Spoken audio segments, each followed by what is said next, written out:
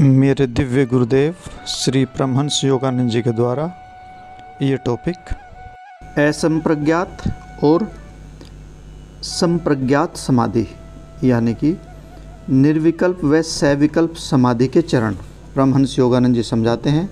श्रीमद् भगवद गीता के 15 से 18वें श्लोक में प्रथम अध्याय का ये अनुवाद में कि पतंजलि जी संप्रज्ञात यानी कि सविकल्प समाधि को 4 चरणों में विभाजित करते हैं।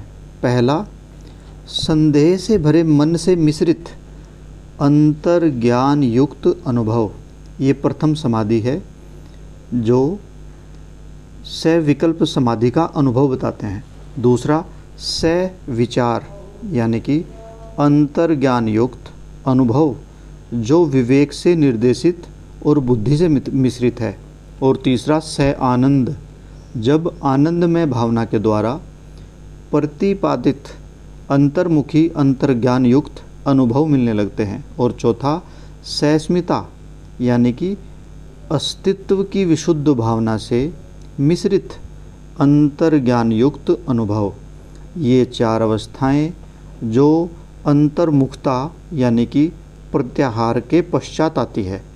और गहरी एकाग्रता जिसको धारणा भी कहते हैं, शरीर से सीमित अधिचेतन प्रत्यक्ष अनुभूति का परिणाम है। जब सविकल्प यानी कि संप्रज्ञात के इन 4 चरणों को, इन स्टेप्स को एक एक करके अगली उच्च अवस्थाओं में निराकरण कर दिया जाता है, यानी कि एक के बाद एक ये अवस्थाएं पार कर ली जाती हैं, तब योगी इनसे परे जाकर असंप्रज्ञात यानी कि निर्विकल्प समाधि प्राप्त करता है। यह गहन ध्यान में प्राप्त होता जब एकाग्रता यानी कि धारणा निरंतर हो जाती है तथा विघ्न का किंचित मात्र भी अंश नहीं रहता। तब ध्यान की वस्तु अर्थात ईश्वर की एक विशेष अवधारणा यानी कि अभिव्यक्ति न केवल शरीर में अपितु सर्वव्यापकता में प्रकट रूप से अनुभव की जाती है। यहाँ पर गुरु जी समझा रहे हैं कि निर्विकल्प समाधि में हम अनुभव करते हैं ईश्वर की सर्वव्यापकता का। इन अवस्थाओं से परे बोध की उन्नत अवस्थाओं में संप्रज्ञात यानी कि अनुभव करने वाली अवस्थाओं में संप्रज्ञात सविकल्प और असंप्रज्ञात निर्विकल्प को क्रमशः सविकल्प या निर्विकल्प समाधि के अर्थ में समझा जाता है। पतंजलि जी यहाँ कहते हैं कि उच्चतम समाधि की प्राप्ति ईश्वर पर गहन व समर्पित ध्यान से संभव है और उनका प्रतीक ओम है। पूर्वगामी अभी कही गई सब चर्चा की गीता श्लोक 15 से 18 के लिए निम्नलिखित प्रासंगिक है। कौन से? श्लोक नंबर 14 से 16 तक उल्लिखित पांडु के 5 पुत्रों के शंखों के महत्व को, जो शंख बजाया जाता है युद्ध से पहले, उनके आध्यात्मिक बोध की उत्तरोत्तर एक के बाद एक आने वाली अवस्थाओं के अनुसार समझाया गया है, न कि श्लोक में कथित क्रम के अनुसार। जैसे कि मेरुदंड चक्रों में अलग अलग अनुभव, अपने शंख मणिपुष्पक, यहाँ पर गुरु जी समझा रहे हैं कि महाभारत शुरू होने से पहले जो अलग अलग शंख बजाए गए और उसमें संजय के द्वारा धृतराष्ट्र को बताया गया कि किसने कौन कौन सा शंख बजाया। तो इन शंखों में अपने शंख मणिपुष्पक जो अपनी ध्वनि से प्रकट हो जाता है, वो किसके द्वारा? के साथ सहदेव। सहदेव ने कौन सा बजाया शंख? मणिपुष्पक। और मेरुदंड के मूलाधार चक्र में यह पृथ्वी तत्व का प्रतीक है। यहाँ पर गुरु जी समझा रहे हैं कि जो सहदेव ने शंख बजाया उसको मणिपुष्पक कहते हैं, और ये मूलाधार चक्र में पृथ्वी के तत्व का प्रतीक के रूप में इसको निर्देशित किया गया है प्रतीकात्मक रूप से। मणि का मतलब है गहना और पुष्प का मतलब है फूल। इसका शाब्दिक अनुवाद आता है मणिपुष्पक, यानी कि गहने के सहित फूल, यानी कि इसमें इसका मतलब कुछ और भी है। संस्कृत मूल में मन का मतलब ध्वनि और पुष यानी कि उधेड़ना या प्रदर्शन करने से आता है। विद्वानों के मन का तर्क एवं कल्पना महर्षि व्यास के द्वारा गीता में प्रयुक्त शब्दावली और पारस्परिक व्याख्या पर पहुंच सकता है, परंतु गहन अर्थ प्राय शब्दों के भीतर संकेतों में छिपे होते हैं। अब आगे, इस केंद्र पर यानी कि मूलाधार पर ध्यान केंद्रित करता भक्त ओम या विश्व के स्पंदन को शहद की तीव्र लालसा करती मधुमक्खी की भांति, जो घूं की जो आवाज़ आती है, एक विचित्र ध्वनि के रूप में एक भक्त सुनता है जब वह ध्यान करता है। तब भक्त संशय के साथ आश्चर्य करता है कि यह ध्वनि शारीरिक ध्वनि स्पंदन है अथवा या फिर एक सूक्ष्म ध्वनि है। इसलिए एकाग्रता की इस अवस्था को सवितर्क संप्रज्ञात समाधि कहा जाता है, यानी कि इसमें हम तर्क करते हैं। आंतरिक तल्लीनता की संदेह से भरी अवस्था। यह चक्र अंतर्मुखी मननशील मन की प्राथमिक अवस्था का निवास स्थान है। आगे आते हैं नकुल, और नकुल एक शंख बजाते हैं जिसको कहते हैं सुघोष। सुघोष का मतलब जो स्पष्ट एवं मधुर ध्वनि उत्पन्न करता है। सुघोष स्पष्ट ध्वनि के साथ स्वादिष्ठान चक्र में, मूलाधार के ऊपर स्वादिष्ठान चक्र में प्रकट जल तत्व का प्रतीक है। यानी कि नकुल जो शंख बजाते हैं उसको सुघोष कहा जाता है, और सुघोष का मतलब है स्पष्ट ध्वनि। और ये हमारे शरीर में पांचों केंद्रों में मूलाधार से ऊपर स्वादिष्ठान चक्र का प्रतीक रूप में जल तत्व का प्रतीक है। इस चक्र पर ध्यान केंद्रित करने पर भक्त का मन संशय की अवस्था से एक अधिक निश्चितता, अधिक विवेकशीलता की अवस्था में उठ जाता है। वह एक और सूक्ष्म ध्वनि को सुनता है जो बांसुरी की मधुर ध्वनि जैसी होती है।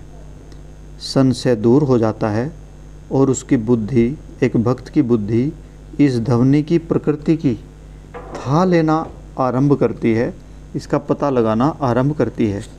इस अवस्था को सविचार संप्रज्ञात समाधि अथवा बौद्धिक तर्क के द्वारा निर्देशित आंतरिक तल्लीनता की अवस्था कहा जाता है। आगे है अर्जुन, जिसने धनंजय, जिसको कहा जाता है धन जीतने वाला, नाम का शंख बजाया। अपने शंख देवदत्त जो आनंद प्रदान करता है। देवदत्त का मतलब अर्जुन के पास जो, जिसको धनंजय भी कहते हैं, अर्जुन ने अपना शंख देवदत्त, और देवदत्त का मतलब होता है जो आनंद प्रदान करता है, के साथ मणिपुर चक्र में अग्नि तत्व का प्रतीक है।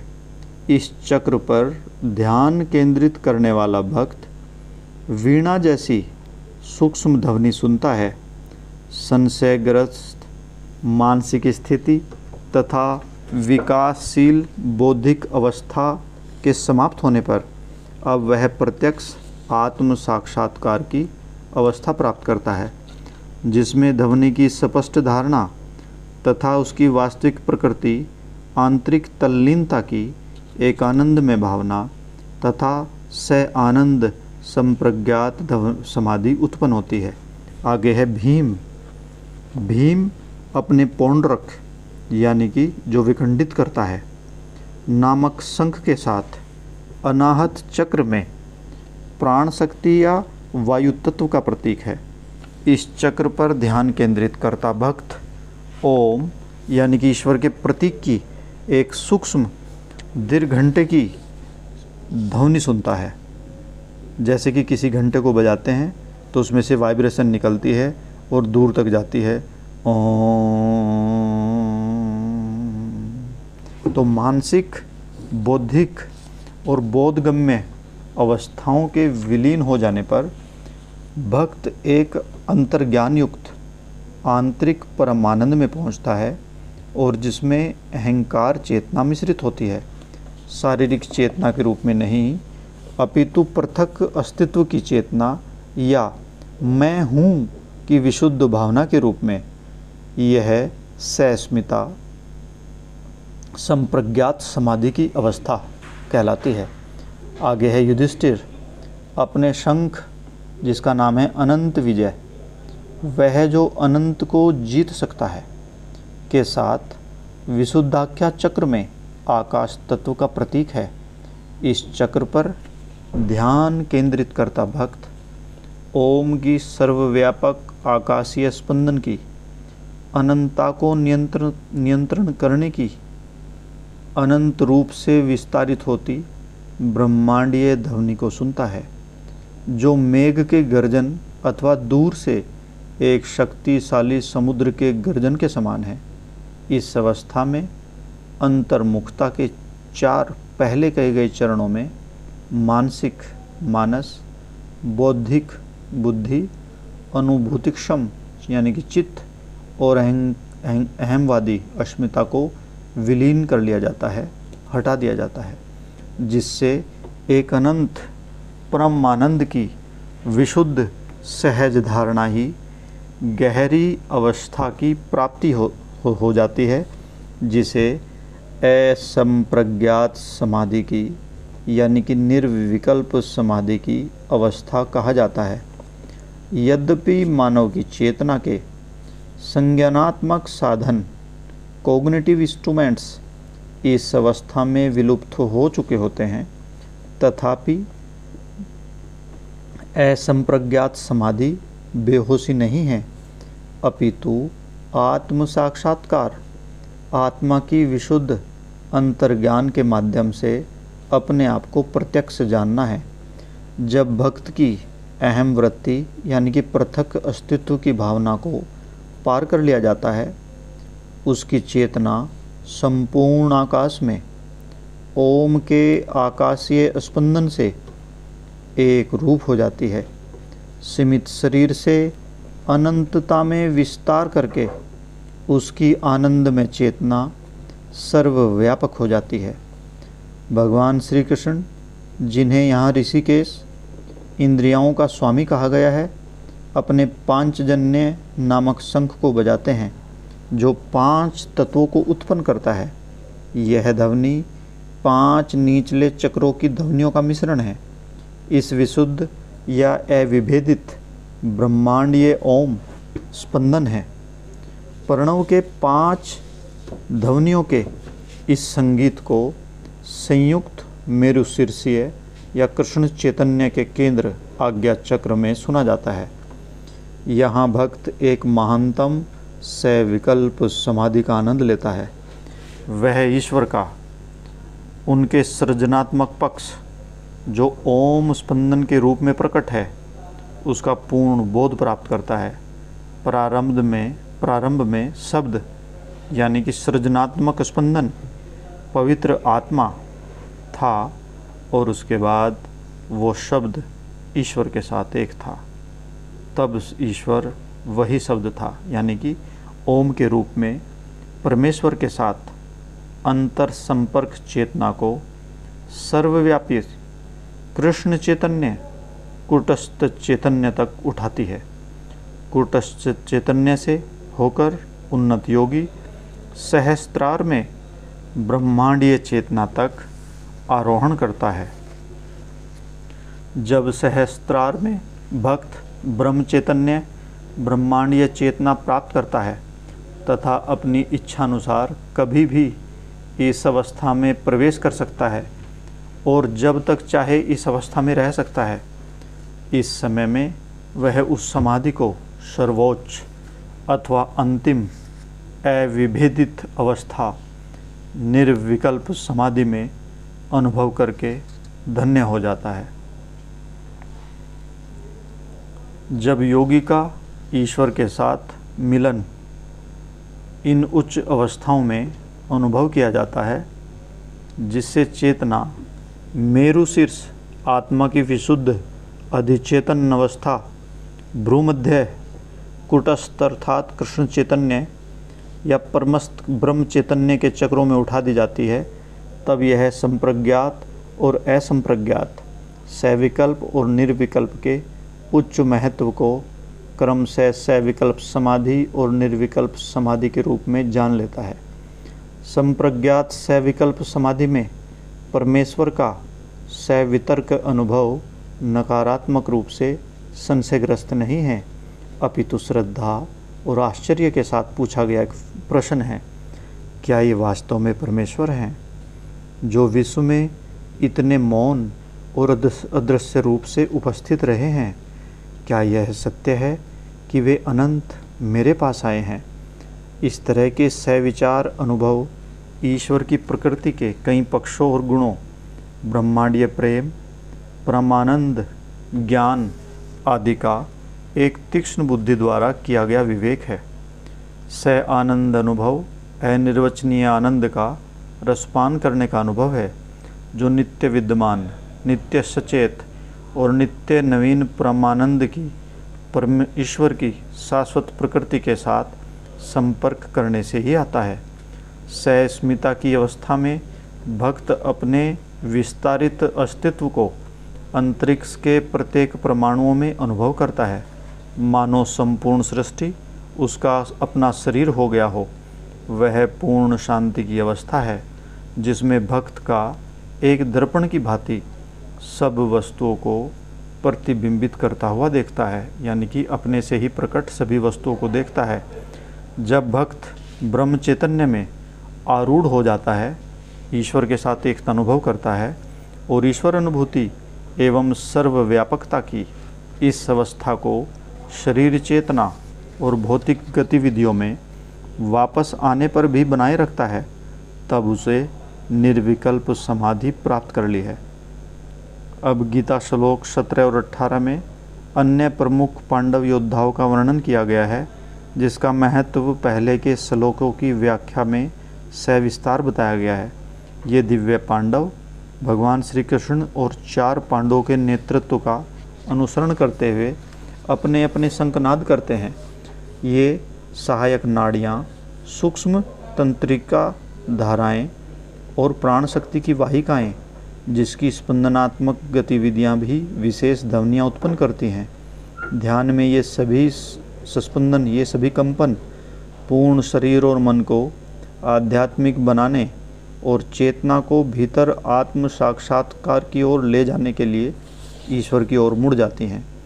एक सामान्य मनुष्य इन सभी किस्म की व्याख्याओं को पढ़ने पर आश्चर्यचकित हो सकता है कि यह सब किस विषय में है, परंतु वे कर्तव्यनिष्ठ सत्य के जिज्ञासु, जिन्होंने राजयोग ध्यान की सही विधियों का अभ्यास किया है, जैसे कि भक्त योगदास सत्संग पाठों के माध्यम से लाहड़ी महाशय के क्रियायोग पथ का अनुसरण करते हैं, अपने अनुभव से जानते हैं कि इन सूक्ष्म ध्वनियों को स्पष्ट रूप से सुना जा सकता है।